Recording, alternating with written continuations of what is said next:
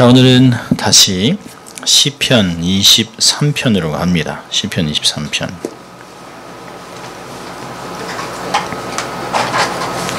시편 23편. 지난주 같이 또 한번 전체 같이 또 한번 읽습니다. 빨리 읽지 마시고 천천히 의미를 생각하면서 우리 함께 같이 합독하면 좋겠습니다. 같이 읽습니다. 여호와는 나의 목자시니 내가 부족함이 없으리로다. 그가 나를 푸른 초장에 누이시며 쉴만한 물가로 인도하시는도다. 내 영혼을 소생시키시고 자기 이름을 위하여 의의 길로 인도하시는도다. 내가 사망의 음침한 골짜기로 다닐지라도 해를 두려워하지 않을 것은 주께서 나와 함께 하심이라. 주의 지팡이와 막대기가 나를 안위하시나이다. 주께서 내 원수의 목전에서 내게 상을 베푸시고 기름으로 내 머리에 바르셨으니 내 잔이 넘치나이다. 나의 평생의 선하심과 인자하심이 정녕 나를 따르리니 내가 여호와의 집에 영원히 거하리로다. 아멘.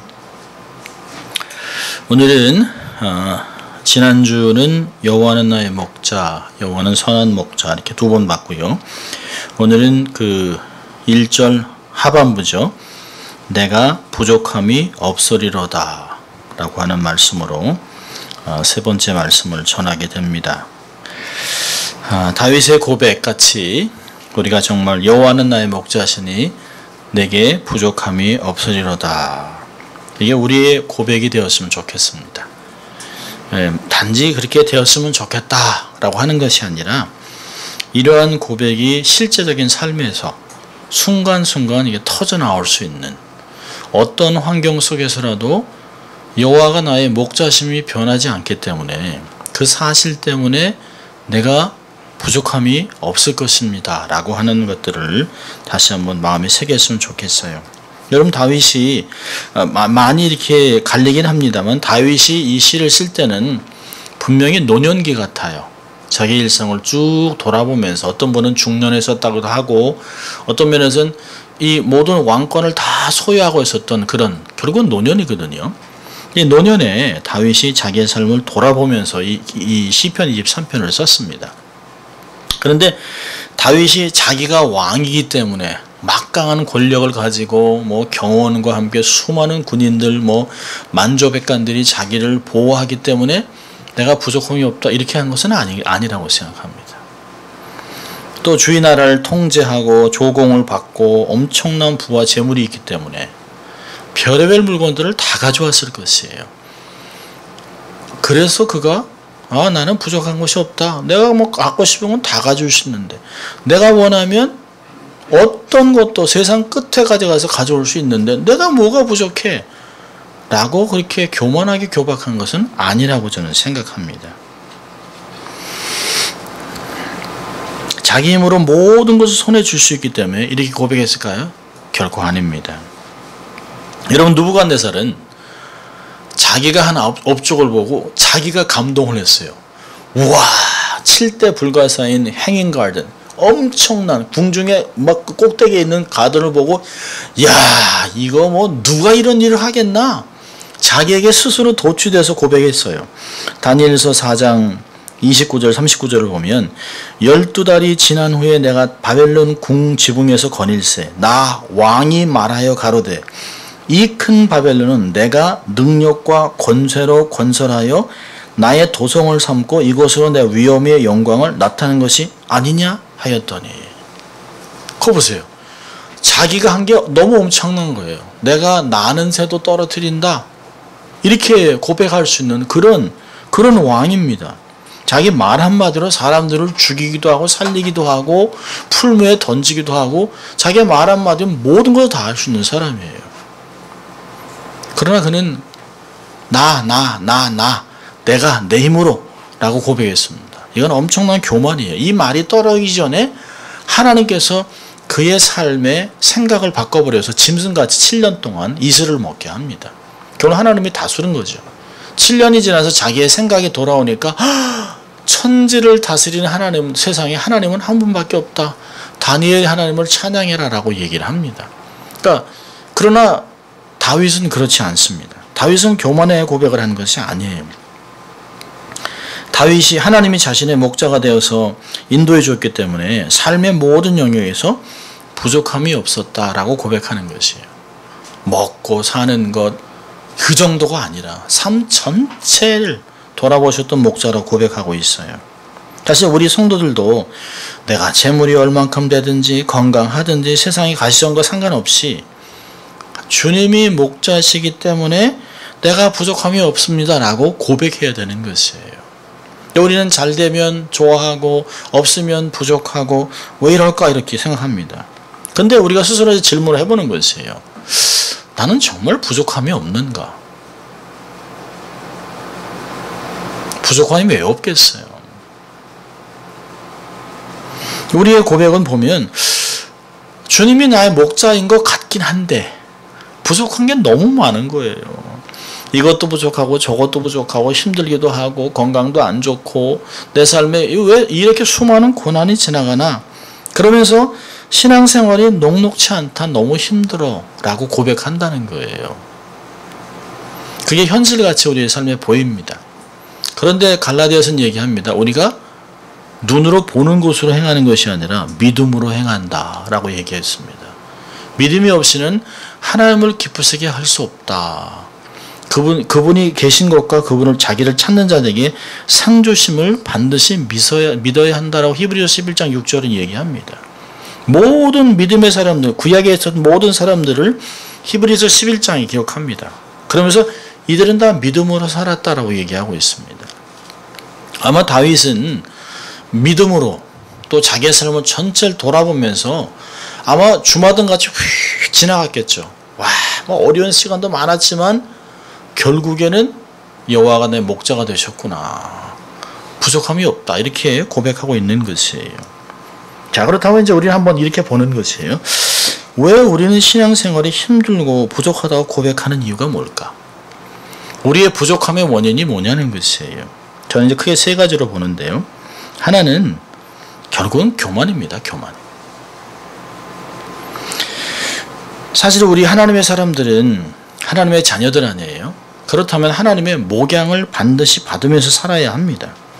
하나님의 목소리가 없이는, 하나님의 음성이 없이는, 도우심이 없이는 한순간도 살 수 없다라고 고백해야 되는 존재들입니다. 그러니까 목자의 음성을 듣지 않으면 사실은 불안해야 돼요. 하나님의 말씀을 붙잡았던 손이 떨어지면 불안해야 합니다. 근데 어느 한순간부터 말씀을 읽지 않는데도 하나도 안 불안해요. 예배를 잘 드리지 않는데도 불안한 게 하나도 없어요. 어떤 때 가서 막 11조를 잘 모았다가 하나님께 드리려고 하다가 이 목돈으로 어떤 차를 사고 다른 걸 하면서도 그래도 하나님이 자기를 징계하지 않는 걸 보고 이래도 되나 보다라고 삶을 살아가요. 주일 성수도 안 하고 하면서도 괜찮은데 한 번, 두 번 이러다가 습관이 되기도 합니다. 많은 크리스천들이 자기의 생각과 뜻을 따라 살다가 삶의 고난을 당하죠. 원수에게 발목을 잡히기도 하고 막 맹수에게 뜯기기도 하고 상처도 나고 막 그렇습니다. 뜻하지 않은 사고와 질병으로 고생을 합니다. 그런데도 하나님의 목양을 거부하고 스스로 홀로서기를 하다가 처참한 결과를 맞이합니다. 그러면서 깜짝 놀래요. 이때 깨닫고 돌아오면 하나님의 은혜로 회복되지만 그렇지 않으면 무서운 징계가 있습니다. 근데 이럴 때 하나님께 돌아오지 않고 사람들이 얘기하는 게 뭐냐면 이렇게 얘기를 합니다. 뭐 이런 건 언제든지 일어날 수 있지. 이런 것을 겪으며 살아가는 것이 우리의 운명이야 라고 얘기를 합니다. 마치 이게 숙명인 듯. Life must be tough. 삶은 어려운 거야. 누가 쉽다 그랬어. 라고 고백하면서 스스로 아무것도 도움이 되지 않는 이런 고백을 스스로 되뇌이고 있다는 거예요. 되씹으면서 삶은 이런 거야. 누가 삶이 어렵겠어. 사람이 으아하고 태어나면서 괴롭기 때문에 괴로움을 고백하는 거라고 얘기를 합니다. 무지와 잘못된 독립심이 영적인 어두움을 걷게 합니다. 눈을 멀게 하는 것이. 하나님의 목양을 받으면서 목자와 함께 행복하게 살아야 할 존재들이 무리에서 뛰쳐나와서 악한 세력의 타겟이 되어 있습니다. 늑탈을 당하고 고통을 당하고 여기저기 물려서 살점이 떨어져 나가고 넘어져 상처가 나고 피냄새를 맡은 늑대는 끝까지 집요하게 찾아옵니다. 호시탐탐 노리고 있죠. 아무 도움도 받지 못하면서 살아가기 위해서 홀로 몸부림치는 모습을 보면서 스스로 이걸 운명이라고 합니다. 예수 믿는 사람도 그런 얘기를 해요. 팔자지 뭐. 너무 웃기잖아요. 그렇죠? 더 나가면 아휴 내가 전생에 무슨 죄를 많이 져서 이런 얘기를 너무 쉽게 한다는 거예요. 권사님들 입에서 툭툭 터져나오는 이 한국 문화 속에 있는 것들이에요. 업보를 얘기합니다. 현실을 그저 운명으로 받아들이고 아무 소망도 없이 체념하고 살아가는 이름만 있는 크리스천들이 많이 있다는 것이에요. 이건 무지로 포장된 교만입니다. 인생은 운명이 아니에요. 우린 결코 이렇게 뚝 떨어져서 운명으로 살아가는 사람이 아닙니다. 운명론은 성서적이 아니에요. 여러분 성경은 너의 삶을 개척하라고 얘기하잖아요. 하나님의 삶을 개혁하고, 그렇죠? 포밍된 걸 참 영어가 재밌는 단어가 많이 있어요. 폼이라는 단어는 하나님을 이렇게 형성하셨잖아요. 죄 때문에 디폼이 됐어요. 디폼 깨졌습니다. 근데 그거를 아모스가 개혁하라, 리폼하라고 합니다. 근데 그거 갖고 안 되니까 예수님 오셔서 트랜스폼을 해주는 것이에요. 삶을 완전히 바꿔놓으신 것이에요. 그래서 사도 바울이 그걸 보면서 고린도후서 5장 17절에 우리는 날마다 새롭다는 것이에요. 누구든지 그리스도 안에 있으면 이전 것은 지나갔으니 보라 새 것이 되었도다. 이게 날마다 새로운 삶이라는 거죠. 결코 운명론이 아니에요. 에이 뭐 내가 뭐 개천에서 용나나 뭐 그냥 이대로 살지 뭐 그냥 아닙니다. 절대 그렇지 않습니다. 우리 용이 되려고 사는 사람이 아니에요. 하나님의 사람으로 살아가기 위해 사는 것이에요. 은혜로 살아가는 것이에요. 결코 운명론을 절대로 받아들여서는 안 됩니다. 그건 무지에서 오는 교만입니다. 자, 두 번째는요. 왜 우리가 삶에 부족함이 없다 고백을 못할까요? 두 번째로는 비교라는 단어가 있어서 비교, 상대적인 빈곤감. 참 우리 그 경제 시스템은 가급적 많은 결핍을 만들어냅니다. 사실 작은 것도 큰 별편 없이 잘 살던 우리가 공업화가 되고 그 뭐 새로운 아이디어가 생기고 뭐 IT 무한한 발전으로 조금만 불편하면 짜증냅니다. 견디질 못해요. 저도 컴퓨터 딱 켜고 그 30초 1분 기다리는 게 막 한 달을 기다리는 것 같아. 아니 이놈의 컴퓨터니 이거 몇 번을 눌러야 이거. 근데 계속 부팅을 하고 하는데요. 사실 그걸 못 기다리는 거예요. 옛날 286 사용할 때는 삑 하면서 한참 걸렸는데요. 지금 막 펜티엄도 넘는 걸 쓰면서 딱 하면 딱 나오는데요. 그걸 못 기다리는 거예요. 구글에서 테스트를 해봤답니다. 얼만큼 기다릴 수 있나. 젊은이들이 7초를 못 기다린답니다. 7초. 구글이 했는데 안 나오면 화를 내는 거예요. 이게. 그러니까 하나 둘 셋 하면 딱 나와야 되는 거예요. 세상은 우리가 작은 것으로 만족하며 살기에 내버려두지 않습니다. TV, 인터넷 광고는 뭐 의도적으로 시청자들이 아주 그냥 궁핍하게 자꾸 만듭니다. 뭐 건강, 놀이, 행복, 성공을 위해서 하는 걸 보면 온라인 쇼핑몰을 보면 보다가 보면 저거 먹으면 모든 병에서 회복될 수 있겠다. 의외로요. 그게 아니라는 걸 알면서도 저거 한번 오다 해야 되지 않나? 나 저거 한번 먹어봐야 되겠다. 그럼 저 기계는 반드시 사야겠다. 저걸로 구워 먹으면 고기가 끝내주겠다. 뭐 이런 것들이에요. 뭐 어떤 옷을 입으면 그런 사람들이 입으니까 그렇게 멋있는 거예요. 그거 보면서 근데 사실 실제로는 아니거든요. 그러니까 늘 궁핍함이 생겨요. 그러니까 몸이 반응을 하는 것이 아니에요. 마음이 반응을 하는 것이에요. 그걸 건드리는 것이에요. 이건 뿌리가 깊습니다. 창세기 3장 6절을 보면 여자가 그 나무를 본즉 먹음직도 하고 보암직도 하고 지혜롭게 할 만큼 탐스럽기도 한 나무인지라 여자가 그 실과를 따먹고 자기와 함께한 남편에게도 주매 그도 먹은지라. 그걸 하루 이틀 받겠습니까? 하나님이 야 너희들은 다 먹어도 된다는데 요거만 건드리지 말아라. 그렇게 하고 모든 게 풀이었었어요. 맨날 보던 거요. 그들 안에 저건 안 돼.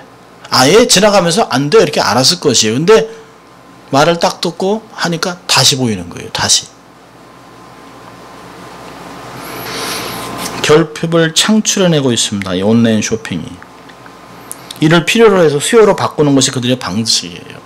충동구매. 비성서적입니다. 충동구매를 해가지고 이상으로 구입했다가 환불하기도 하고 사용하지 못해 버립니다. 60% 세일이라고 안 쓰는데 막 사요. 그래놓고 한다는 얘기가 뭐 동생 주지 뭐. 근데 동생도 산 거예요. 동생도. 그런 일이 우리 안에 있습니다. 버젯이 닫혀있지 않습니다. 항상 열려 있어요. 그러니까 니드가 계속 늘어나는 것이에요. 여기 이제 뭐 행콕, 우리 저희가 이제 행콕파크 요 근처에 살잖아요. 집들이 엄청나게 크잖아요. 부자 동네를 가보면서 야, 저는 대궐 같은 집에 사는 사람은 정말 행복할까? 좋을까? 그러면서 괜히 왜소해져요. 그러면서 스스로 얘기하죠. 줘도 안 산다. 아무도 안 주겠지만 스스로 그렇게 위로하는 것이에요. 아니 사람들이 바람 쐬러 동네 이렇게 한 바퀴 휙 돌다가 이웃이 새 차를 샀어요. 그러면 그냥 지나가야 되는데요. 로또 맞았나? 보너스 받았나? 직장을 바꿨나? 아니 지금까지 잘 살았는데요. 그거 보고 갑자기 왜소해지는 것이에요. 늘 비교하면서 살아갑니다. 자식이 있는데 늘 자기 자신을 행복한 것이 아니라 남하고 비교해서 막 부족하다고 생각하고 막 이렇게 디프레션에 가면 부모의 마음은 얼마나 아플까요? 그렇지 않은데 너무 장점이 많은데 너는 너무 장점이 많아. 너무 이뻐. 너무 정말 대단해. 너는 되기만 할 인생이라고 얘기를 해줘도 그걸 안 받아들이면 부모 마음은 얼마나 아프겠어요. 여러분 중요한 건 나의 나된 것은 하나님의 은혜라는 것이에요. 그걸 우리가 해석 잘못하면 안 돼요. 내가 잘된 것은 하나님의 은혜. 아니요. 내가 망한 것도 하나님의 은혜. 이렇게 생긴 것도 하나님의 은혜. 내가 여기에 있는 것도 하나님의 은혜라고 로마서 15장 10절은 얘기해요. 사도 바울이 얘기합니다. 자기의 몸에 가시가 있어서 막 사실 설교하다 까무러치고 막 거품을 물고 하는데도 하나님이 고쳐달라고 했는데도 하나님이 됐다. 내 은혜가 내게 족하다. 그냥 그걸로 사는 것이 얼마나 부족하겠어요. 아마 사도 바울이 지금 같은 현대 사회에 한인 교회에다 이력서를 내면 다 떨어질 거예요. 키도 작고 대머리에 짱구에 뭐 다리는 이렇게 안쪽 다리에 이거 제대로 걷지도 말도 제대로 못하고 글만 잘 써요. 그럼 뭐 그냥 바로 이력서 보고 바로 퇴짜 놓죠. 우리의 삶은 그분의 계획 속에 있는 것이에요. 철저하게 유두린이 있겠죠. 하나님이 이쪽으로 가면 툭 치기도 하고 일로 가면 툭 치기도 하지만 결국에는 하나님 모두 합력하여 선을 이룬다라고 로마서 8장 28절 얘기합니다. 그러니까 비교는 절대 금물이에요. 비교하면 우월의식으로 교만해지죠. 잘못하면 열등의식을 해서 그 삶의 아픔을 겪습니다. 비교하기 때문에 우리의 삶에 만족함이 없어요. 자, 세 번째는 왜 그럴까요? 욕심 때문에 그렇습니다. 욕심은 자족을 잃어버린 것의 결과예요.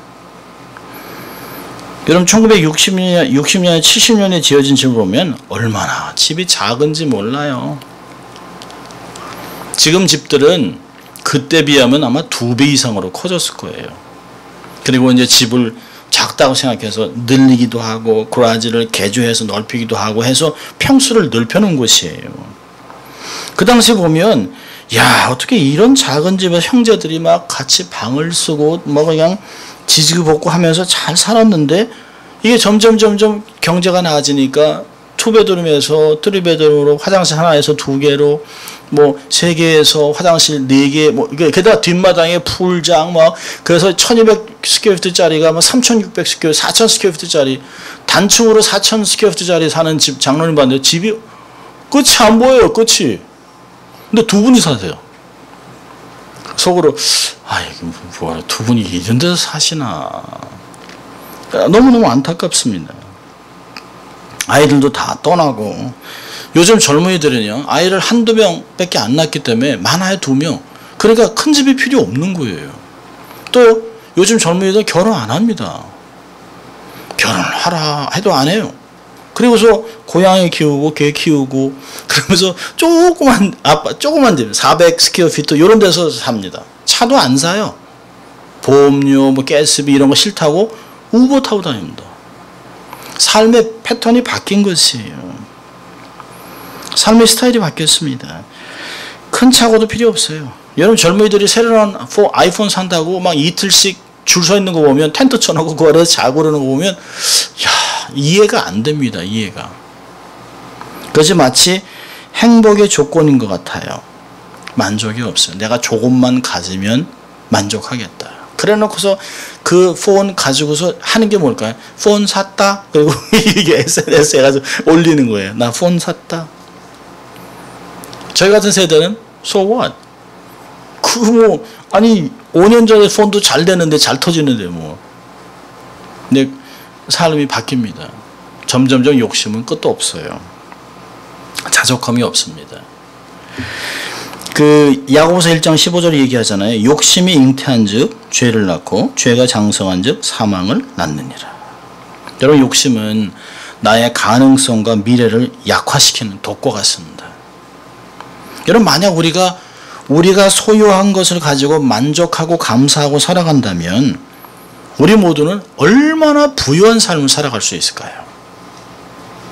아마 풍요롭고 행복한 삶이 계속 진행될 것이에요. 그래서 바울이 이렇게 고백합니다. 빌립보서 4장 11절부터 13절까지 내가 궁핍함으로 말하는 것이 아니라 어떠한 형편이든지 내가 자족하기를 배웠노니 내가 비천에 처할 줄도 알고 풍부에 처할 줄도 알아 모든 일에 배부르며 배고픔과 풍부와 궁핍에도 일체의 비결을 배웠노라. 그래서 이 13절을 얘기하는 거예요. 그래서 내가 내게 능력 주신 자 안에서 내가 모든 것을 할 수 있느니라. 가난해도 괜찮고 부여해도 괜찮고 어떤 상황도 내가 자족함을 다 배웠다는 거예요. 많으면 감사해서 나눌 줄 알고 부족하면 욕심 부리지 않고 그걸로 적게 줄이면서 감사하고 그래서 난 주의 일을 어떤 상황에도 할 수 있다. 이렇게 고백한 것이에요. 우리가 사실은 그런 만족함을 회복할 필요가 있어요. 여러분 시편을 자꾸 읽고 이래 해보면 23편을 보면 이 다윗은 목자가 양에게 제공하는 최소한의 필요품만 얘기합니다. 최소한. 어떤 것이 있을까요? 이런 시편 23편은 뭐 자동차라든지 대궐이라든지 뭐 권력이라든지 이런 얘기하지 않습니다. 여기서는 최소한의 필요품을 제시하는데요. 그 목록들을 보면 음식, 마실 물, 평안함, 길 잃었을 때 구조해 주는 것, 약, 사망의 두려움으로부터 자유해 주는 것, 주의 은혜 속에 둘러싸여 있을 때에 대한 감각들, 여호와의 집에 영원히 머물 장소가 있는 이런 걸 얘기하고 있습니다. 끊임없이 늘어나는 물질적 소유물은 리스트에 없어요. 시편 23편에 그런 게 없어요. 권력이나 통제에 필요에 어떤 단서도 없습니다. 외부로부터 이야기되는 지독한 욕망이나 오락에 대한 필요도 없어요. 더 이상 존재하지 않습니다. 여러분 여기서 고백하는 건 뭘까요? 양은 목자가 필요를 채워줄 때, 결핍에 대한 최소한의 필수품을 줄 때 양은 행복하다는 것이에요. 그러니까 자족은 경건의 비밀입니다. 자족은 그냥 이러지 않아요. 하루아침에 일어났는데 나 자족해. 아니에요. 바울은 자족하는 비밀을 배웠다는 거예요. 노력해서 배워야 돼요. 왜냐하면 내가 갖고 있는 하나님이 주신 재물을 딱 정리해야 됩니다. 여러분 재정은 우리가 지출만 결정할 수 있어요. 수입은 하나님이 결정합니다. 수입은 하나님이 주시는데 지출을 계속 늘려놓으면 감당이 안 돼요. 그래서 만족하고 지출을 딱 동결해놓고 하나님이 주시는 것 가서 만족하고 살면서 남는 것을 주를 위해 미래를 위하여 가난한 자들에게 돕는 그런 삶을 살 때 행복이 저절로 온다는 것이에요. 자, 그렇다면 내가 부족함이 없으리로다 라고 하는 부족함이 없는 인생의 비결은 오늘 본문에서는 짧지만 전체를 시편 23편 전체를 보고 얘기한다면 첫째로는 목양을 받아들이라는 것이에요. 나는 정말 목자가 있나? 우리의 목자는 선한 목자임을 확신해야 됩니다. 시편 23편 1절의 핵심은 여호와가 나의 목자라는 데 있어요. 거기에 방점이 찍혀 있습니다. 그렇기 때문에 부족함이 없는 것이에요. 참 재밌죠? 아무것도 없는데 부족함이 없다는 거예요. 저는 선교사로 10년을 살면서 정말 아무것도 없는데 부족함이 없이 살았어요. 주머니에 상당 돈이 없는데 저희가 사는 숙소에 렌트비는 꼬박꼬박 냈습니다. 6년 동안 1불도 헌금을 안 받았는데요. 어디서 페이를 안 받았는데도 한 번도 굶지 않았어요. 물론 저희가 살던 숙소에는 뭐 소파를 하도 여러 개를 주워와서 색깔이 다 달라요. 노란 거, 까만 거, 찢어진 거, 뭐 11명이 같이 살았으니까, 선교사들하고. 근데 행복했어요. 아침마다 일어나면 기도하고 예배드리고, 저희 아이들이 5명이 한 방 쓰기도 하고, 손님들 오면 그냥 우르르 몰려서 같이 자고.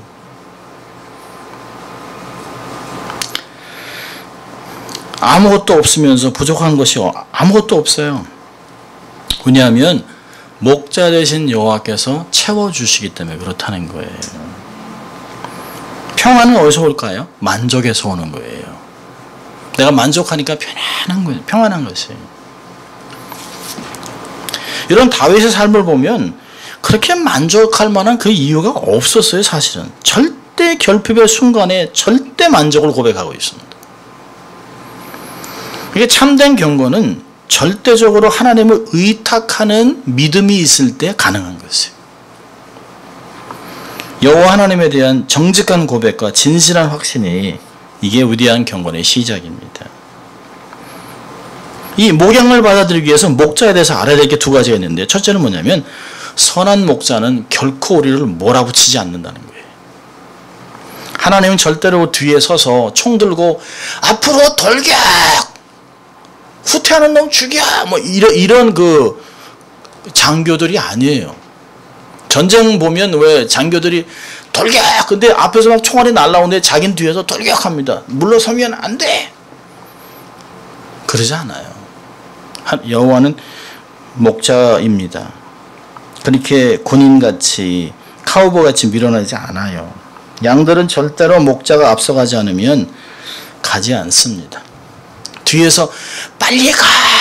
안 갑니다. 책에서 읽었는데요. 그 중동에서 이제 이스라엘에서 이렇게 가다 보면 이게 중간에 이렇게 사막 같은데 광야에 길을 냈기 때문에 양들이 담이 없어요. 그러니까 길을 이렇게 쭉 넘어갑니다. 그러면 차들이 가다 양들이 저 건너편으로 지나가려면 한참 기다려야 돼요. 그런데 어느 날 목자가 수백 마리 양떼를 끌고 가다가 자기가 이제 용변이 보고 싶었나 봐요. 후다닥 수풀에 들어가서 이제 한참 있다 나왔습니다. 그러니까 막 바쁜 사람들이 막 빵빵거리고 막 불 반짝반짝하고 비켜! 그러고 막 돌 던지고 그러는데 수백 마리가 꼼짝도 안 하는 거예요. 그러니까 어떻게 해요? 할 수 없죠. 이게 치고 지나갈 수도 없고. 그런데 이 목자가 용변을 다 보고 와서 조그만 피리를 보면서 가자 그러니까 졸졸졸졸 아무 일 없었던 것 같이 졸졸졸 따라가더라는 것이에요. 우리의 하나님 우리를 몰아붙이지 않아요. 앞에서 가자, 앞서가면서. 그래서 요한복음에 나는 선한 목자니 앞서가면서 각자의 양들의 이름 부르면 따라온다는 것이에요. 두 번째로 선한 목자는 아주 인격적입니다.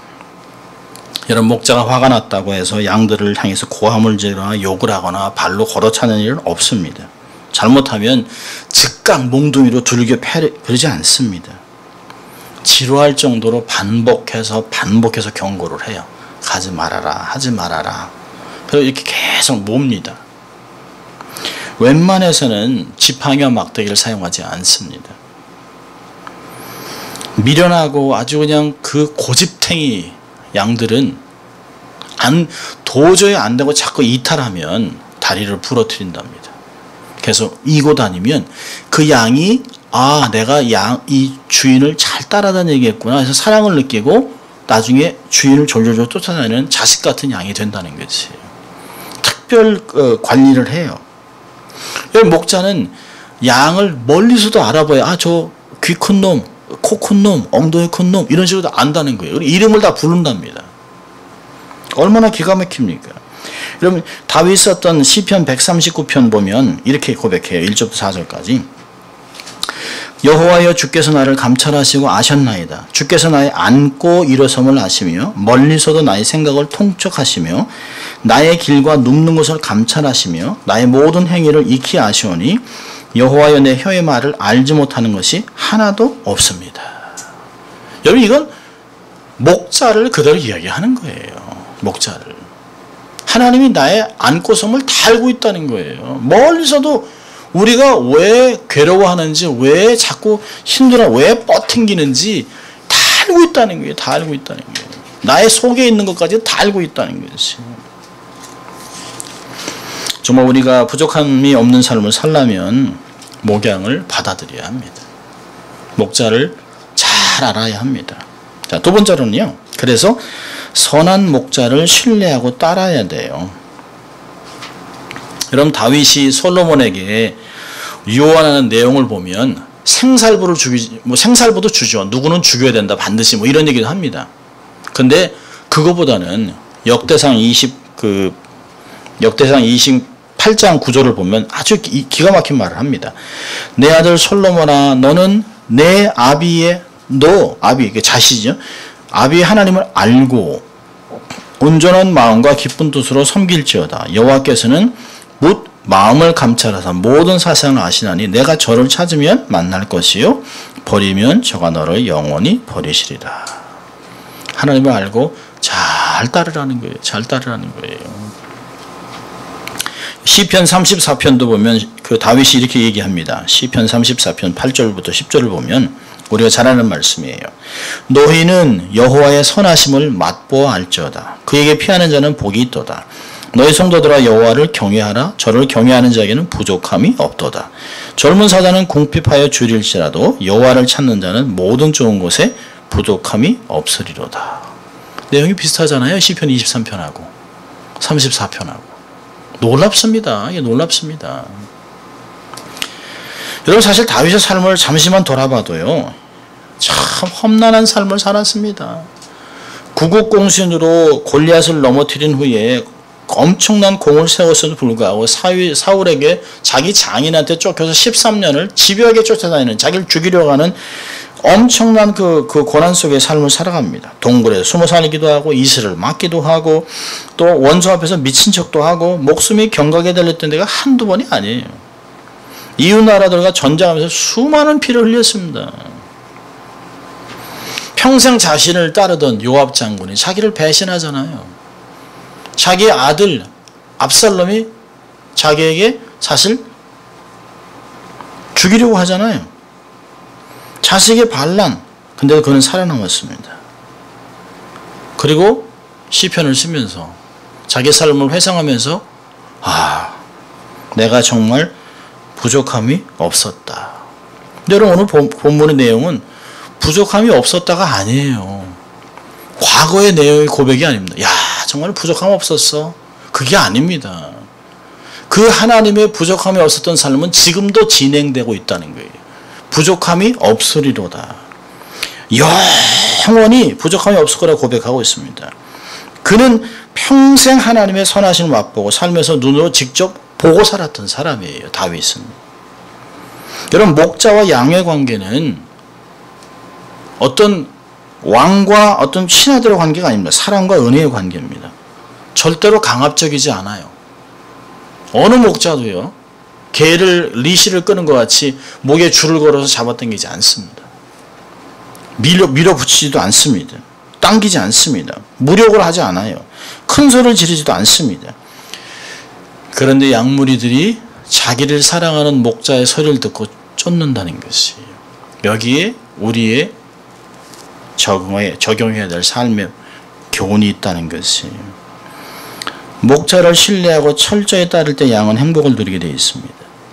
양의 생사화복은 목자에게 달려 있습니다. 목자의 인도함을 거부하면 불행의 시작입니다.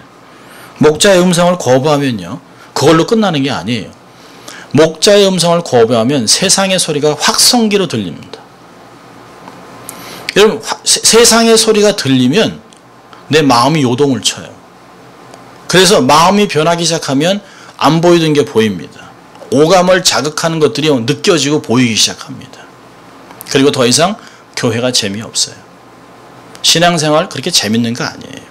그렇게 변한다는 것이 위험한 것이에요. 우리는 목자의 음성에 올인해야 합니다. 우리의 목자, 영혼의 목자 하나님께 올인해야 돼요. 여러분을 고백하는 오늘 고백을 보면 내가 지금 부족한 것이 하나도 없기 때문에, 내가 정말 푸른 풀밭에 있기 때문에, 시온의 대로를 달리기 때문에, 원수가 하나도 없기 때문에, 잔이 차고 넘치니까, 그래서 내가 부족함이 없다라고 고백하는 사람은 한 명도 없을 것이에요. 얼마나 많은 사람이 그런 삶을 살아갈 수 있겠습니까? 여러분, 우리가 하나님이 우리의 목자가 되신다고 해서 우리의 삶이 항상 푸른 풀밭에 있겠습니까? 그렇지 않아요. 하나님이 우리의 목자가 되신다고 해도 때로는 우리가 길을 잃을 수 있어요. 유용한 길에 접어들 수도 있어요. 사망의 음침한 골짜기를 지나갈 때도 있습니다. 원수가 우리 문 앞에서 우리를 노리고 있을 수 있어요. 원치 않은 질병에 걸릴 수도 있습니다. 이것이 현실입니다. 예수를 믿어도 어려움은 있을 수 있다. 여러분 절대 속지 마세요. 예수 믿으면 만사형통 아닙니다. 그렇지 않습니다.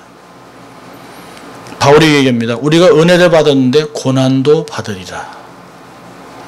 여러분, 하나님이 우리를 경건하게 만드는 두 가지 툴이 당근과 채찍이잖아요.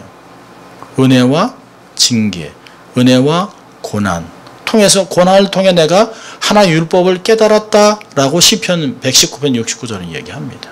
전에 몰랐던 거 고난당하니까 말씀이 맞다. 이게 진짜 행복이구나 라고 깨닫는다는 것이. 이렇게 우리의 삶에 어려움이 있을지라도 우리는 붙잡아야 될 것은 팩트입니다. 팩트. 하나님 말씀. 하나님 말씀을 딱 붙잡는 거예요. 감정이 아니에요. 의지로 말씀을 딱 붙잡는 거예요. 보면 시편 138, 히브리서 13장 8절을 보면 예수 그리스도는 어제나 오늘이나 영원토록 동일하시니라. 변함이 없어요. 사람의 사랑은 식지요. 변하지요. 하나님의 사랑은 변함이 없어요. 마태복음 6장 8절은 이렇게 얘기합니다. 구하기 전에 너에게 있을 것을 다 아시느니라. 그래서 이방인같이 중언부언하지 말고 그냥 하나님 믿으면 돼. 너희는 먼저 나라와 의를 구하라. 그러면 이 모든 거 다 더해주겠다. 6장 33절에 얘기하잖아요. 여러분, 이 말씀을 듣고 빌립보서 4장 19절에 바울이 뭐라고 그랬냐면, 나의 하나님이 그리스도 예수 안에서 영광 가운데 그 풍성한 데는 너의 모든 쓸 것을 채우시리라. 그렇게 살았어요. 예수님이 마태복음 28장 20절에 우리에게 약속하셨잖아요. 내가 세상 끝날까지 너희와 항상 함께 있으리라. 여러분, 이런 목자가 없습니다. 여러분, 이런 목자가 있기 때문에, 약속을 신실하게 지키는 분이기 때문에, 우리를 구원하고 인도하고 복을 주실 분인 줄 알기 때문에 우리가 고백하는 거예요. 비록 내가 힘들고 어려운 시점을 지날지라도 반드시 역전시키실 주님, 반드시 회복하신 하나님, 이 모든 것이 내 실수로도 이루어졌지만, 원수들 때문에 이루어졌지만 합력해서 결국은 다 선을 이루어서 내 삶을 통해 영광을 받으실 그분을 생각하기 때문에 내가 부족함이 없습니다 라고 고백하는 것이에요. 여호와는 나의 목자시니 내게 부족함이 없습니다. 이거는 믿음의 고백이고 소망의 고백입니다. 만족함은 주님이 주시는 것이에요. 주님과 함께 할 때 만족한 기쁨을 얻을 수 있습니다. 오늘도 이 짧은 구절 안에 여호와는 나의 목자시니 내게 내가 부족함이 없으리로다 라고 하는 고백을 우리의 삶으로 받아들이고 현실에 살아가는 우리가 될 수 있기를 주의 이름으로 축원합니다. 기도하겠습니다. 하나님 아버지 감사합니다. 오늘도 하나님 저희들을 수요예배로 초청하시고 말씀을 듣고 다시 한번 하나님의 말씀과 약속을 마음에 새기고 다시 한번 힘을 얻게 하신 것 감사합니다. 하나님 다윗과 같이 또 훨씬 더 나아가 주님 때문에 더 위대한 고백을 하는 저희들 될 수 있도록 하나님 축복하시고 목자 되신 예수 그리스도를 선한 목자를 쫓는 저희들 되게 하시고 그래서 하나님과 동행하여 결국에는 하나님의 큰 사역들을 감당하는 저희들 다 될 수 있도록 주님 축복하여 주시옵소서. 감사하고 예수님 이름으로 기도합니다. 아멘. 이 말씀